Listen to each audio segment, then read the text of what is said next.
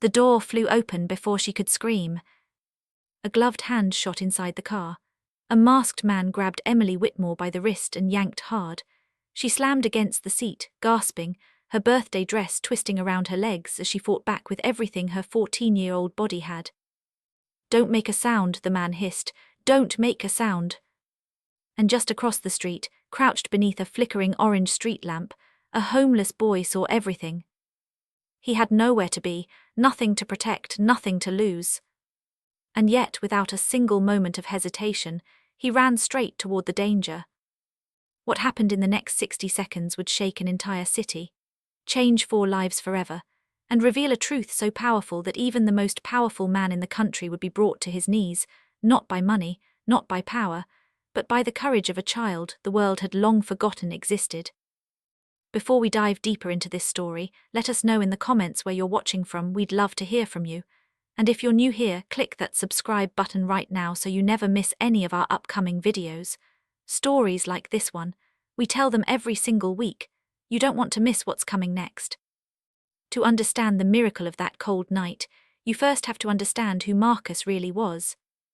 Because Marcus was not always a boy of the streets. There was a time not too long ago when he had a bedroom with a small blue curtain on the window, a time when dinner was on the table before dark and someone called his name when it was ready, a time when the world felt, if not perfect, at least possible. His mother's name was Grace, and she lived up to it. Grace worked 2 jobs, a morning shift cleaning offices downtown and an evening shift folding clothes at a laundromat 3 blocks from their apartment. She was always tired. Her hands were always rough. But when Marcus came home from school, she always smiled like she had been waiting for that exact moment all day. "How was your day, baby?" she would ask, pulling him close and pressing her lips to the top of his head. "Fine," Marcus would mumble, the way 11-year-olds do. "Just fine," she'd laugh, a soft, real laugh. "You lived a whole day and all you got is fine." He'd smile in spite of himself, and she would sit him down and feed him and make the whole world feel manageable. She used to tell him things, quiet, important things, things she said not like lessons but like secrets she trusted only him to carry. "Marcus," she said one evening, stirring soup on the stove, "people will judge you by your shoes, your jacket, your address. Don't let them." She looked at him over her shoulder. "The only thing that matters, the only thing that's truly yours is what you choose to do when nobody is watching. That's where your character lives." Marcus was 11, he nodded like he understood. He wouldn't truly understand until 3 years later, on a freezing street, with a girl's life in his hands. But before that night came, life dismantled everything quietly, the way tragedies often do, not all at once but piece by piece. It started with a cough Grace couldn't shake. Then came the diagnosis. Then came the hospital bills that arrived like an avalanche, white envelopes stuffed with numbers that made no sense and demanded everything. Grace fought. She bargained with payment plans and borrowed from neighbors and sold furniture piece by piece until the apartment looked hollow.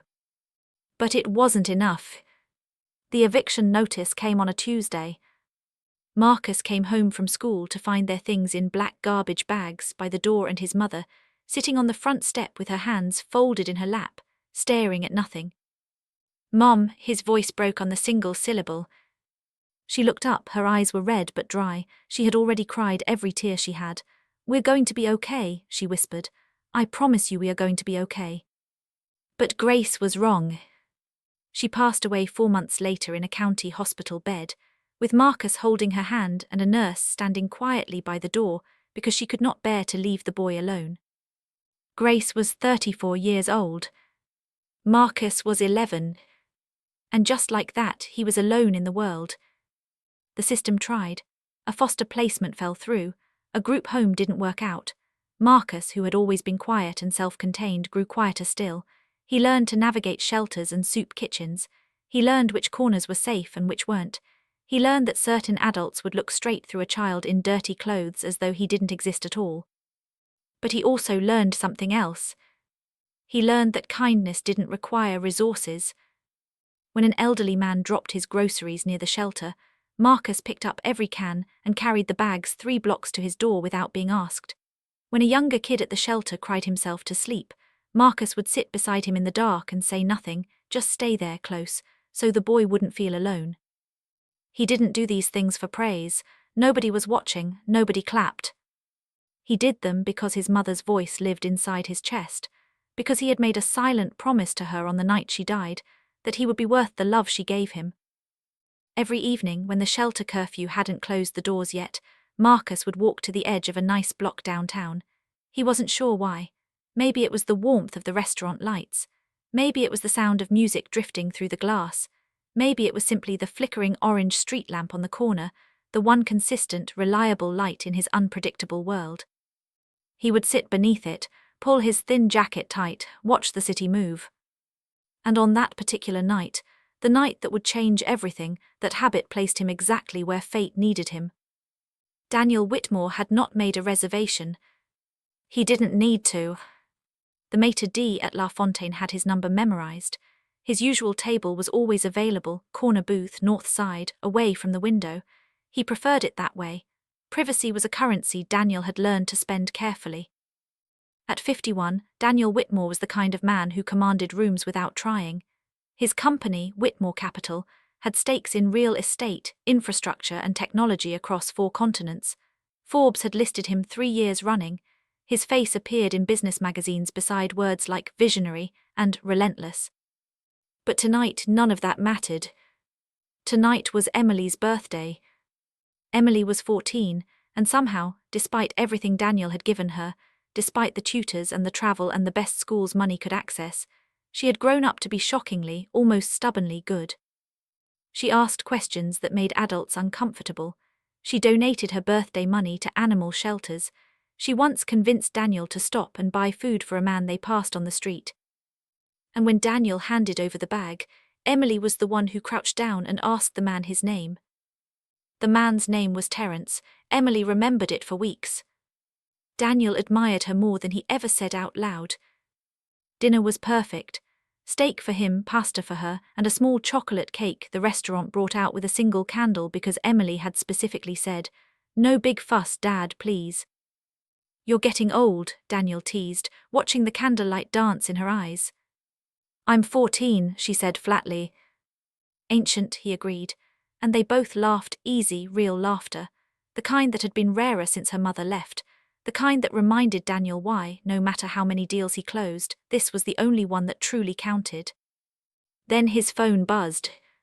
He glanced at it once and looked up apologetically. "I know," she said, already reaching for her water glass. "Go."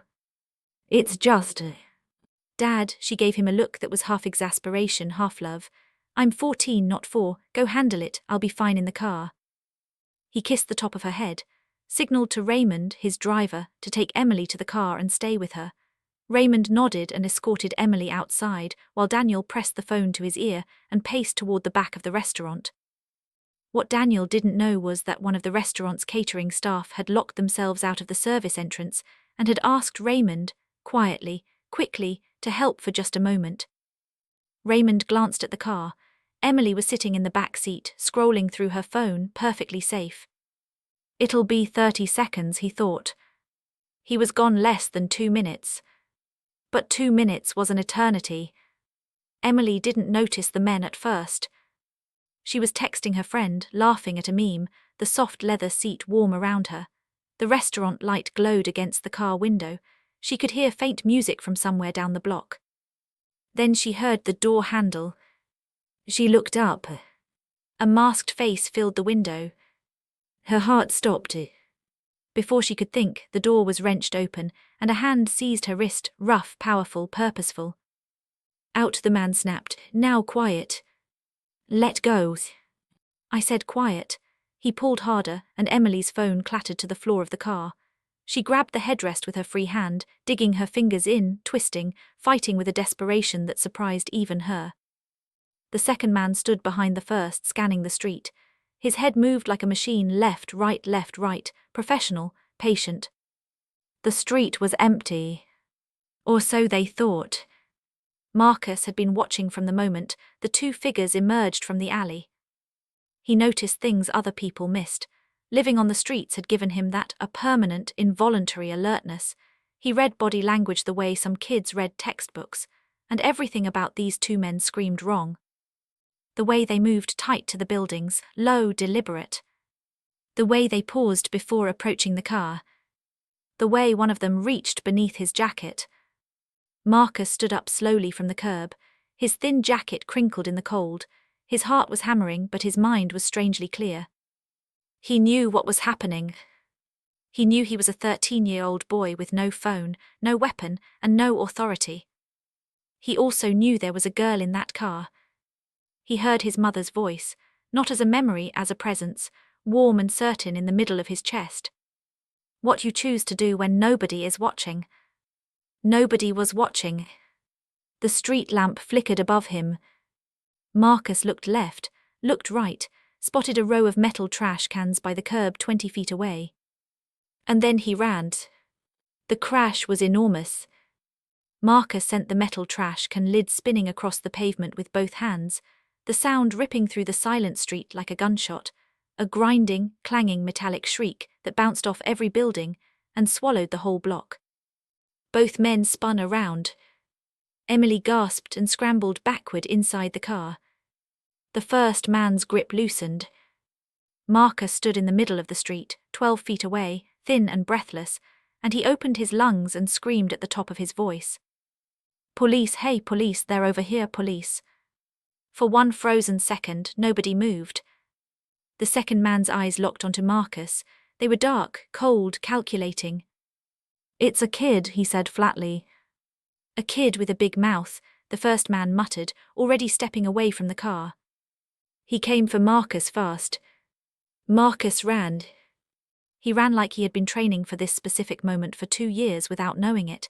He knew every alley on this block, every shortcut, every dumpster and broken fence and unlocked gate. He had mapped this neighborhood in the dark, inch by inch, simply because survival demanded it. He cut left into an alley, the man's footsteps crashing behind him. "You little..." Marcus vaulted a low wall, heard the man grunt as he hit it. He cut right, through a narrow gap between 2 buildings. The man was bigger, he couldn't fit cleanly. Marcus heard him curse and crash and slow. And then, distant but unmistakable sirens. Blue and red light began painting the walls at the mouth of the alley. The footsteps behind Marcus stopped.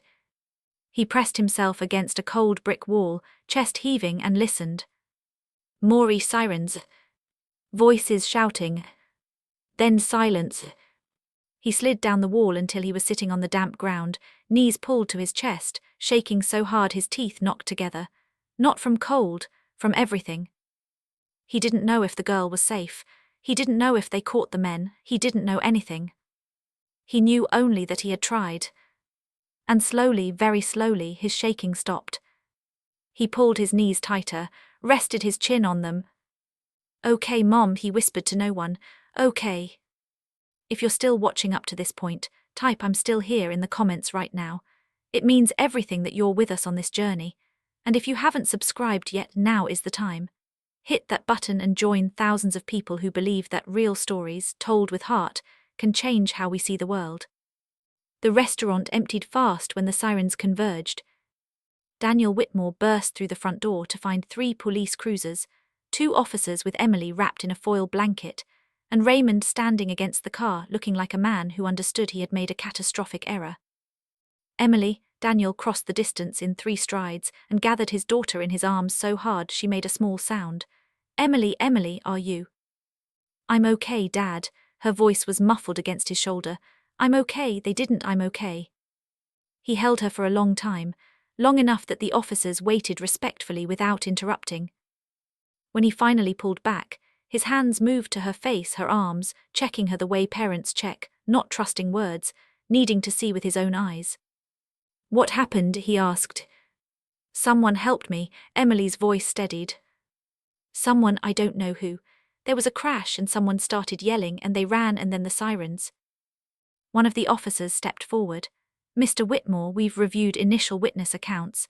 It appears an individual, possibly a young male, created a distraction that allowed your daughter to remain in the vehicle, and that prompted the suspects to flee." He paused. "We're still working to identify who it was." Daniel looked at his daughter. Emily looked back at him. Her eyes, which had been wide and frightened, were now something else, searching, wondering. A young male, Daniel repeated quietly. Possibly a teenager, sir. We're pulling the camera footage now. Daniel nodded. He pressed his lips together, and he looked out at the empty street for a long moment. The footage told a story that nobody in that police station was prepared for. The camera on the corner caught everything in washed-out grey, clear enough though, clear enough to watch the two men approach the car, clear enough to see the door open, the struggle begin. And then from the left side of the frame, a thin figure in a torn jacket.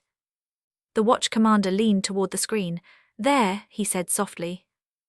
They watched Marcus run to the trash cans, watched him hurl the lid, watched him plant his feet in the middle of the street, a small, thin boy facing two grown men, and scream until the sound carried across the entire block. Then they watched him run, and the fluency of it, the confidence, the way he navigated the alley like it was a room in his own house, it told them something about how he lived. He's homeless, one officer murmured. It wasn't unkind, it was simply clear. Daniel Whitmore watched the footage 4 times in his car on a laptop his assistant had rushed over. He watched it without speaking. His face was perfectly still in the way faces go still when something too large for words is trying to find a door. On the 4th viewing, when Marcus turned in the middle of the street to face the man chasing him, just for a split second, Daniel pressed pause. He stared at the boy's face. Thin, young, tired around the eyes in a way no 13-year-old should be. And absolutely, completely unafraid. Daniel closed the laptop. "Find him," he said to his head of security. "Sir, I don't care how long it takes, find him." It took 5 days. Marcus had moved on from the usual shelter. There had been an incident there. A theft from another resident that Marcus had nothing to do with but got swept up in, and so he'd moved 2 neighborhoods over to a facility run by a church. When 2 well-dressed men in a black car appeared outside the shelter asking for a boy named Marcus, the staff woman at the front desk crossed her arms and looked at them very carefully. "Reason for your visit?" she asked. "We'd like to speak with him," one of the men said, "on behalf of Daniel Whitmore." The woman blinked. "The Daniel Whitmore?" "Yes, ma'am." She looked at them both for another long moment. Then she unfolded her arms and turned down the corridor. "Marcus," she called. "Marcus, can you come out here, please?" Marcus appeared from the common room. He was carrying a worn paperback, a library book. He looked at the 2 men without expression. The first man crouched slightly to look at him more directly. "Are you Marcus?" "Depends who's asking," Marcus said. Despite himself, the man smiled. "My name is Gerald. I work for Daniel Whitmore, his daughter." "Is she okay?" Marcus interrupted. His voice was very quiet. "Is the girl okay?" Gerald paused. "She's safe, she's fine, entirely because of you." He reached into his jacket and pulled out a small sealed card. "Mr. Whitmore would very much like to meet you, if you're willing." Marcus looked at the card, didn't touch it. "Am I in trouble?" he asked. "No," Gerald said, "quite the opposite." The office was unlike anything Marcus had ever been inside. Floor-to-ceiling glass, a city spread out below like a map, the kind of carpet that absorbed sound so completely the room felt padded. Marcus stood at the entrance and looked around slowly, keeping his face still the way he always did in unfamiliar territory. Daniel Whitmore was on the phone when Marcus entered. He held up one finger, wait, and finished the call in under a minute. Then he set the phone down and crossed the room. Marcus braced himself. He wasn't sure for what. Daniel stopped 2 feet in front of him and looked at him for a long, steady moment. Not the way people usually looked at Marcus, not through him or past him, or with that particular mix of pity and discomfort. He looked at him the way you look at someone you genuinely need to understand. Then Daniel Whitmore, one of the wealthiest men in the country, put his arms around this 13-year-old boy in a torn jacket and held on. Marcus went rigid. He hadn't been hugged by an adult since his mother died. Something in his chest cracked open. He didn't cry, he was too practiced at not crying, but his hands slowly reached up and gripped the back of Daniel's jacket, and for a few seconds he held on just as hard. When Daniel stepped back, his eyes were wet. "Sit down," he said, his voice not quite even. "Please." They sat across from each other at a low table. A woman brought water. Daniel waited until she left. "I watched the footage," Daniel began. Marcus nodded. You didn't know who was in that car? No, sir. You didn't know who owned it, didn't know who the girl was? Marcus shook his head. Then why? Daniel's voice was direct, genuine, not testing, asking. Why did you run toward them? You could have stayed on that curb and no one would have said a word. Marcus was quiet for a moment. He looked at his hands, then at Daniel. My mom used to say that your character is what you do when nobody's watching. He paused. Nobody was watching. The room was very still. Daniel said nothing for a long time. When he finally spoke, his voice was careful, the way voices get when something is important enough to be said exactly right. I'd like to help you, Marcus, a real home, school, a future, whatever you need to build the life you should have had. He leaned forward slightly. I want to do this, I need to do this. Marcus looked at him. His face was impossible to read for a moment, then something shifted in it, not greed, not excitement, something more careful, more particular. Can I ask one thing first? Marcus said. Anything. The shelter I was at, the other kids there. He met Daniel's eyes directly. Some of them have been on the streets longer than me, nobody's coming for them. Can you help them too? Daniel stared at him. Marcus held his gaze. I'll take whatever you want to give me, I'm grateful, but I can't be the only one, it doesn't feel right to be the only one. This is the moment right here that we need you to show up. If this story is moving you, if Marcus's words just hit you somewhere real, then drop a comment below. Share this video with one person who needs to hear it today. And if you're not subscribed yet, we're asking you directly, hit that button. It costs you nothing and it means everything. We tell stories that matter, every single week. What happened next moved faster than anyone expected. Daniel Whitmore did not move slowly when he decided something. Within 48 hours, his legal team had begun the process to become Marcus's legal guardian. Within a week, Marcus had a room in the Whitmore home, simple at his own request, though Daniel had offered something far grander. I don't need big, Marcus said when they showed him the suite. I just need it to be mine. They gave him a smaller room with a window that faced the garden. He asked for a bookshelf. They had it built by the following morning. But it was the other thing, the thing Marcus had asked for before anything else, that Daniel moved on with the most urgency. He called a meeting of his foundation board and laid it out plainly. A new initiative specifically targeting homeless youth, designed not merely to provide beds and meals, but to deliver real continuity, educational support, mentorship, housing pathways, legal guardianship assistance for orphaned and displaced children. He called it the Grace Initiative. He didn't tell Marcus at first. He told him the day they officially launched it. When Marcus was sitting across from him reading, and Daniel set a framed letter on the table in front of him. I want you to know the name I chose, Daniel said carefully. Marcus looked at the letter. The words at the top read, the Grace Initiative in honor of the women who raise heroes. It took Marcus a moment to understand.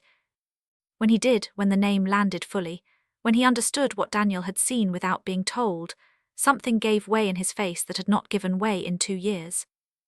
He pressed his palm flat against the letter, his shoulders dropped, he was quiet for a long time. She would have liked that, he said finally. His voice was rough. She was a really good person. I know, Daniel said softly. I can see that, I can see it in you. Emily was the one who ultimately got the last word. She had insisted on meeting Marcus properly, not the brief, slightly awkward introduction at the office, but a real conversation. She caught him in the kitchen one evening, 2 weeks after he'd moved in, eating cereal because he'd woken up at 4 in the morning the way he always did, old instincts keeping him restless. She sat down across from him, with a glass of water like it was perfectly normal to be awake at 4 in the morning. You saved my life, she said, no preamble. Marcus looked at her. I created a distraction, he said. The sirens saved you. The sirens came because of you. He didn't answer that. Emily tapped the table lightly. Can I ask you something weird? Sure. Were you scared? He looked at her for a moment, then he nodded. Yeah. But you ran anyway. Yes. Why? And here, in a quiet kitchen at 4 in the morning, over cereal and a glass of water, Marcus said what he had not said to anyone. Not to the police, not to Daniel, Not to Gerald or the social workers or the reporters who had somehow gotten wind of the story. He said it to a 14-year-old girl in pajamas who had asked him simply and directly and genuinely. "Because I remembered that I'm still here," he said. "My mom is gone, everything she had went to keeping me alive. If I look the other way when someone needs help, then what exactly was I saved for?" He looked down at the cereal. "Doesn't matter who you are, doesn't matter who you're not, if you can help, you help." He shrugged. "That's it." Emily was quiet for a long moment. "She raised you right," she said. Marcus smiled. It was a real smile, the rare, unguarded kind that only appears when someone says exactly the true thing. "Yeah," he said, "she did." Within the first year, the Grace Initiative had placed 41 children in stable housing situations and provided full educational scholarships to 23 teenagers who had been living on the streets or in temporary shelters. Marcus attended school, a good one, the kind where teachers actually had time for their students, and proved what anyone who had watched him read under a street lamp might have suspected. He was exceptionally bright. He worked without needing to be pushed. He read the way some people breathe, continuously, hungrily, like it was sustaining something important. He also became, quietly, the unofficial ambassador for the Grace Initiative, not as a symbol, not as a poster child, but as someone who visited shelters and sat with kids who looked the way he used to look, not through them but at them, and said things like, "What's your name? Tell me about yourself. What do you want?" He remembered always what it meant to be seen. At the 6-month anniversary of the initiative's launch, Daniel held a small private dinner. Marcus was there, Emily was there, a handful of staff and board members. Daniel stood and gave a short speech. He was not a man who liked speeches, and then at the end he said something that had not been on any prepared remarks. "I have built a lot of things in my life," he said. "Companies, deals, structures that will outlast me. But the most important thing I have ever been part of began with a boy under a street lamp who chose to act when everyone else had looked away." He looked at Marcus. "I don't say that to embarrass you. I say it because the world needs to hear that story. Not because it's remarkable, but because it shouldn't be rare." Marcus, to his credit, looked deeply uncomfortable. Emily caught his eye from across the table and mouthed, "Just say thank you." He fought back a smile. "Thank you," he said. "Sometimes, the most important thing in the world happens in a moment nobody photographs. On a cold street in the dark when nobody is watching, when there is no reward, no recognition, no reason in the world to act except the reason that lives inside you, that is when character becomes visible." Marcus was a boy with nothing. No home, no family, no name that meant anything to the world that walked past him every day. And precisely because of that, because he had been stripped of everything except what his mother had planted inside him, he had something that all the money in Daniel Whitmore's world could not purchase. He had the clarity to know what mattered, and the courage to act on it alone. Grace had been right. Character is not what we are given. It is what we choose. Every single time. In the dark. When nobody is watching. Thank you for staying with this story all the way to the end. That means more than you know. If Marcus's story moved you, if it reminded you that ordinary people can do extraordinary things, then leave a comment below and tell us what part of this story hit you hardest. Share this video with someone who needs to hear it today. And if you believe that stories like this one deserve to be told, then subscribe to this channel right now. We are here every week, telling the stories that remind us who we can be. We will see you in the next one.